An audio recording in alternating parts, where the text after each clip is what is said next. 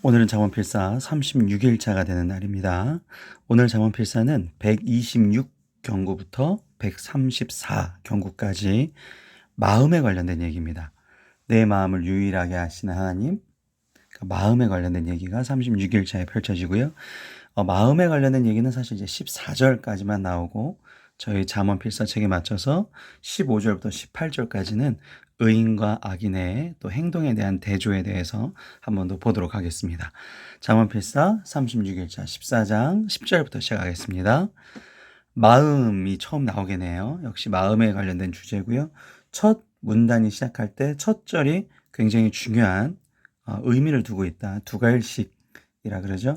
첫 주제가 많다. 여기 다 들어있다라고 보시면 되는데, 마음이라는 것은 여기 원형으로 들어가면 원어가 네피시죠. 영혼이죠, 영혼. 그러니까 이 내 영혼의 고통을 자기가 안다. 그러니까 마음은 자기 스스로 어떤 것이 고통인지를 확실히 인지하고 있다, 깨닫고 있다라는 것인데, 사람은 사실 영혼에 대해서 다룰 수 있는 부분이 아니에요. 우리 영혼은 우리가 만들어낸 게 아니라, 그러니까 지식이나 어떠한 경험은 사실 우리가 만드는 거잖아요. 근데 이 영혼은 우리가 만든 것이 아니라 하나님께서 만들어 주셨죠. 그러니까 하나님이 주신 그 영혼의 고통을 안다라는 거예요. 그럼 결국 이제 사람에 대한 이 한계성에 대해서 얘기하고 있는 거로 해석이 될 수 있고요. 뒤에 이제 마음의 즐거움은 그래서 이제 그런 해석의 연장선으로 마음의 즐거움은 타인이 참여하지 못한다라는 얘기를 하고 있죠. 그러니까 결론은 이 10절은 사랑 감정에 대하여 타인이 공감하는 데는 한계가 있다라는 얘기예요. 타인의 기쁨이나 슬픔에 참여, 그래, 힘들었구나. 와, 기쁘다. 같이 이렇게 기쁘고 즐거워해 줄 수 있으나, 결국에는 우리는 우리의 마음의 그 영혼의 비밀을 아시고, 사람의 영혼, 마음의 모든 부분을 다 알고 계시는 하나님을 의지해야지만 그 사람이 성도다. 이렇게 해석하시면 되겠습니다. 11절입니다. 악한 자의 집은 망하겠고 정직한 자의 장막은 흥하리라. 여기서 보시면 악한 자가 먼저 나왔죠. 그리고 악한 자는 집이에요. 정직한 자는 장막이라고 표시했습니다. 장막이 뭐냐면 이동식 텐트 같은 거예요. 예를 들어서 수해를 입은 사람들이 이런 장막에서 생활을 하죠. 자기 집을 잃어버린 사람들이 이런 장막을 사용해서 머문다라는 것이죠. 현실적으로 악한 자가 더 세력이 강한 기득권층이다라는 것을 요 문단의 이 대구로만 알 수 있다라는 것입니다. 그래서 결국에는 악한 자의 집이지만 결국 망하고, 정직한 자의 장막, 이동식 텐트지만 흥하게 된다라는 거죠. 그러니까 결론에 솔로몬은 이 11절을 가지고 무슨 얘기를 하고 싶은 거냐면, 한 가정에, 그 가정의 흥망성쇠, 잘 되고 망함은 결국 그 마음에 달려있다. 즉 내면 윤리에 달려있다. 우리도 우리 가정에서 집을 어디다 사지?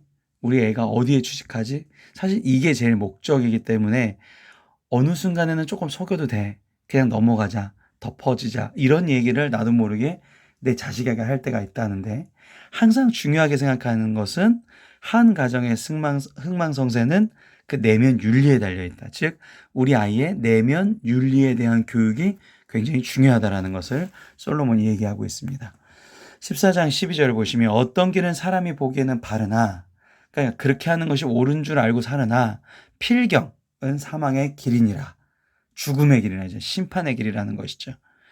그러니까 한계를 갖는 자기 스스로의 판단이 아니라, 그러니까 인간이 독단적인 결정이라고 제가 썼는데, 내 스스로 생각하기에 내가 판단해서 내가 잘하니까 내가 전문가니까 내가 이렇게 하는 것보다, 사실 수많은 사람들의 통계를 보셨고 그 사람의 마음을 아신 하나님과 지속적인 대화, 즉 관계, 기도로 하나님의 지혜를 내가 습득하게 된다.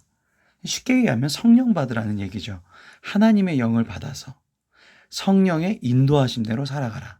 성령 받으라는 거는 교회에서 목사님이 무슨 이걸 꼭 해야지만 믿음이 좋은 사람, 이럴 측면에서 하는 게 아니라 내가 잘 되기 위해서 성령 받는 겁니다.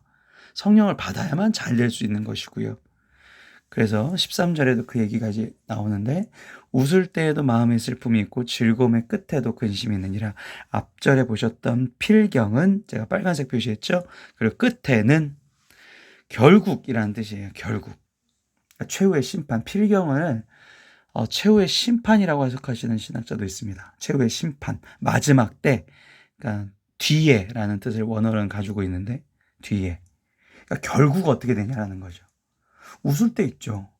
근데 뭐 다른 사람을 속이면 되게 기쁘잖아요. 재밌잖아요. 어느 만화 영화나 어느 영화 보면 실제로 악인들이 제일 많이 웃어요. 되게 통쾌하고 막 신나고 막 누굴 때리고 죽이고 이러면 신나요. 그런데 그 끝은 어떻게 될 것이냐. 바른 길인 줄 알았지만 12절에도 사망이었고 13절에도 즐거움을 누리지만 결국 근심이 있다라는 것입니다. 결국 어떻게 될까요? 여러분은 결국 어떻게 되실 것 같으십니까? 14절 마음이 굳는 자는 자기 행위를 보응이 가득하겠고 선한 사람도 자기 행위대로 그러니까 똑같은 거예요. 마음이 굽은 자나 이 굽은 자라는 것은 우리가 아까 길이라고 나왔다는 것은 길이 원어로 어떤 뜻인지 잠언에서 계속 반복했죠. 내 사고방식, 행위, 태도를 뜻합니다. 그 사고방식, 행위, 태도가 굽은 사람, 잘못된 길을 가는 사람도 어차피 자기의 행위의 결과에 따라서 행위의 행동의 결과를 받는 것이고 선한 사람도 자기 행위의 행동의 결과를 받게 되는데 둘 다 그 결과가 어떠하냐. 둘 다 받긴 받는데 결국 선한 사람은 계속 이 일을 할 때마다 만족감이 시간이 지날수록 크고요. 마음이 굽은 자는 어떠할까요? 마음이 굽은 자도 행위에 대해서 보응을 가득하게 받는데 결과를 가득하게 받는데 이것이 어떠할까? 이게 이제 뒤에 나옵니다. 15절 어리석은 자는 온갖 말을 믿으나 슬기로운 자는 자기 행동을 삼가느니라.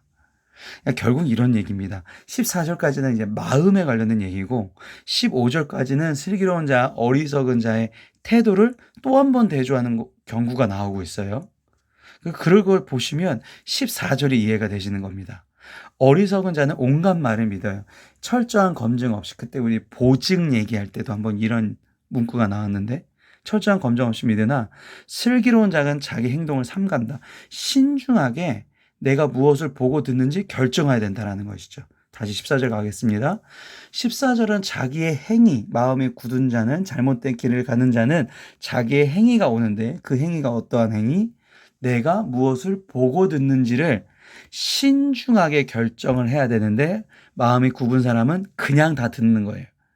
저희가 임산부한테 좋은 것만 보고 좋은 것만 들어라. 이게 임산부뿐만일까요?